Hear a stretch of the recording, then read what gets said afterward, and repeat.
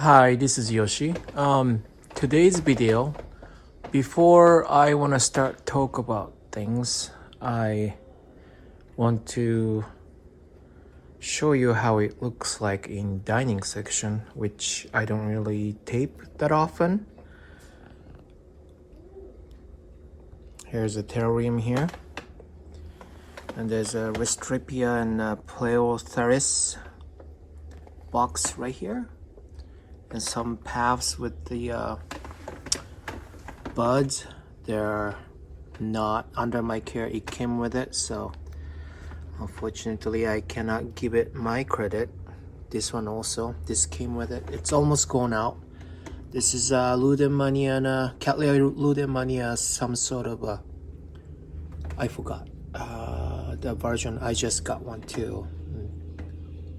Specimen pretty good. I have a few more for sale later on, but anyways, yeah, just keep it in my mind. You keep it in your mind, and that mess, yeah. Well, let's go to greenhouse. Okay, so here I am in my greenhouse. Now, today's topic is watering. I had a great question from my viewer about how do I keep up with me watering so many plants. Now, it's a pretty deep conversation, or I should say deep question, right? Because that would be pretty much the answer that all the orchids growers, all the orchid collectors are looking for, and I definitely cannot give you like 100% working answer, because everybody have a different care, different temperature, different situation, something like that. Your watering habit, are you an overwaterer or are you a neglector, that kind of stuff, you know what I mean? Excuse me. So I couldn't like really answer in the comment, so that's why I decided to make a video. Now, first of all, I am rather on the overwatering side person. To collect myself, I have to, it's kind of ironic to say and it's kind of weird to say, but I have to have a lot of orchids or plants, doesn't have to be orchids technically, to occupy myself on something else, so I don't have to water the same plant over and over and over, if that makes sense. I know it's kind of weird to say this, but being said that, I use, especially when I was done with this greenhouse, started using more bark and lava rocks and charcoal, which don't really retain water.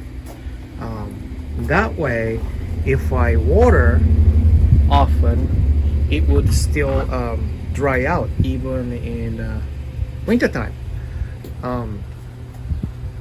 So even in a summertime, it's kind of easy because you just saturate with the water every single plant every day, and especially outside in a greenhouse, that would be the norm, you know what I mean? Whereas if you grow your orchids in indoor, you probably need once a week, maybe twice a week in summertime when it's really hot and the orchids get dry out, I think. And the Hoyas too, there are a lot of them are epiphytes and they like to dry out and whatnot. So that you have to kind of or I have to kind of plan according to which soil and which media each Hoya has. And of course I have some mounted orchids that needs a lot more work than potted ones, even if it's only bark in a pot. They dry out, those mounted ones dry out really quick. I just watered it yesterday and it's all dry, for example, and it's like right now 71, 72 degree in here. It's not really hot outside. Heater's working. It's not really sunny out. It's kind of cloudy, and still it gets dried out. But I made it that way, if that makes sense. My problem will be to overwater, and then the roots get rotted and I kill the plant. So that's the kind of behind the, what do you call it? It's kind of a mind game, I guess, to myself. So in the wintertime, I definitely didn't water every day. Maybe once in 3 days. But even that, I didn't really, how could I say this? I didn't water all the greenhouse, if that makes sense. If I do water greenhouse, the whole greenhouse, it will take a good 1 hour at least.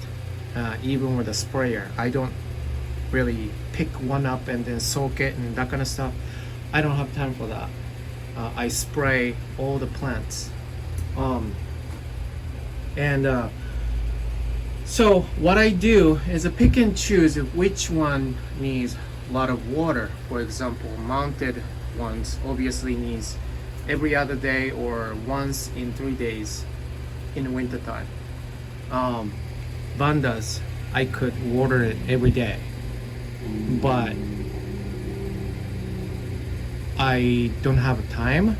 Then I water along with the mounted ones, so every day or every 3 days, if that makes sense. And you know what? People say you need to water Vanda every day, but in my climate, in this greenhouse, I don't really have to. And that's one good thing about the orchids. They take drought pretty well. Of course, there's some exceptions, but you know, they can survive 1 or 2 days without watering. So I kind of calculate those factor, and so there's now I have bandas in this top ceiling hanging, and then also this side. And when I water it, the water drips down here, and those are pretty much all cattleyas or some sort of a epidendrum and dendrobium, something like that, can take water every time I water. So that's like either every day or once in 3 days, right? And there are more bandaceous ones and something like that on the side, so they're the same way. And now, you know, so many people try to water only once a week for Phalaenopsis. This is species one, but the care is pretty identical, I would say. But I pick a little bit of sphagnum moss, large bark, and charcoal and lava rock. Same here, like that, so that I could water as often as I want to, or when I am watering these. So bandas and then the mounted one, like I said, gets watered pretty often. And underneath are the plants that can take as often, how should I say this proper way? In the end, what I want to say is, even if the water drips down, they can take it and they're not going to rot. if that makes sense. And then there's more and down there, you know, and there are more water retentive ones like oncidiums, usually all on the bottom, and it has sphagnum moss, small bark and whatnot, and it takes a lot of water. Those ones are in a water retentive media, and when the water drips down from the top, guess what? There's cattleyas and whatnot here, so it gets a good amount of water dripping down, but this one doesn't really get one. But it's okay because they are water retentive media, right? So in the end, that's how I kind of calculate things, and then of course I know what else can something smells good.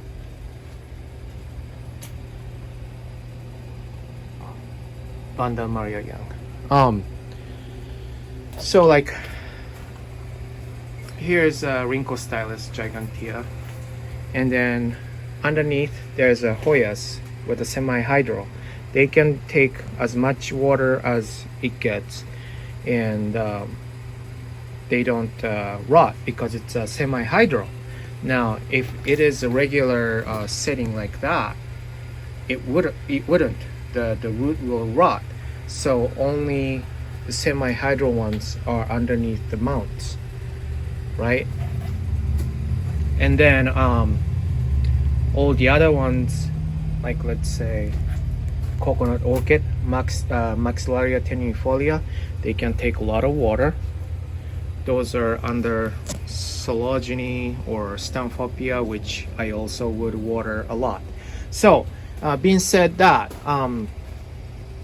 that's what I water as often as I can, maybe sometimes once a day, sometimes or how should I say, every day, and then some of them once in 3 days, like I said. And I don't try to water all greenhouse all at once. And so like those seedlings down here, the oncidium types, they get watered twice a week or something like that. And that day I specifically pick my day off. I usually supposed to have 2 days off, but nowadays I have only 1 day off. And then I work at 7 a.m. and then come home like 9 p.m. nowadays. Because of a pandemic, we have a heavy workload, right? I'm a mailman, like if you don't know that. So I have to pick and choose the day that I can water. That's another key point too. So that when my day off comes, guess what? All the greenhouse, all those plants gets watered. I haven't watered it yet, but I plan to do so that like try to plan ahead when I would water the mounts, when I would water oncidium types on the bottom, when I would water vandas. So kind of going by section and then the type of orchids. That way I don't have to spend a whole 1 day when I water. Only time I could water is before going to work, which is probably 20 to 30 minutes. So I pick and choose what I can water. Sometimes the one in the dining section, they like a lot of water, like Westrapia or Pleurotharis or you know, those cool growing types. And then if I do so, then I don't water at all in greenhouse. And if I don't water them, then I come in here and then water mounts or vandas, you know. And then when they're watered all in the same day, then I would water the Oncidium types on the bottom. Something like that, so that I don't have to get stuck with when I water, I have to water everything kind of style. You know what I mean? I don't have time for that, and if I do, then I would overwater, you know? So that's how I water things. Water by section. Let's see, section, type, and my work schedule. Those three things. And try not to water all of it all at once, except for my day off. So sometimes there are times that I don't have to water at all on my day off, you know. I sometimes plan it that way, depends on the situation. Like if I have so many things on top of everything, like, you know, tax seasons right now, and then I haven't done any of it, then I have to plan ahead and make one day totally free of nothing, even orchids and stuff. You know what I mean? Something like that.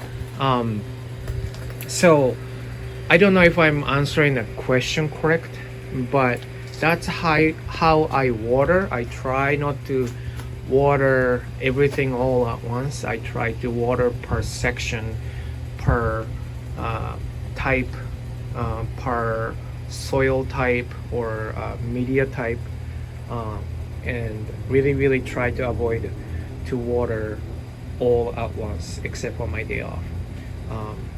I hope that made sense, and if you have any more questions, please let me know. Sometimes I don't even know what I'm doing. Look at that, it's got two spikes coming out.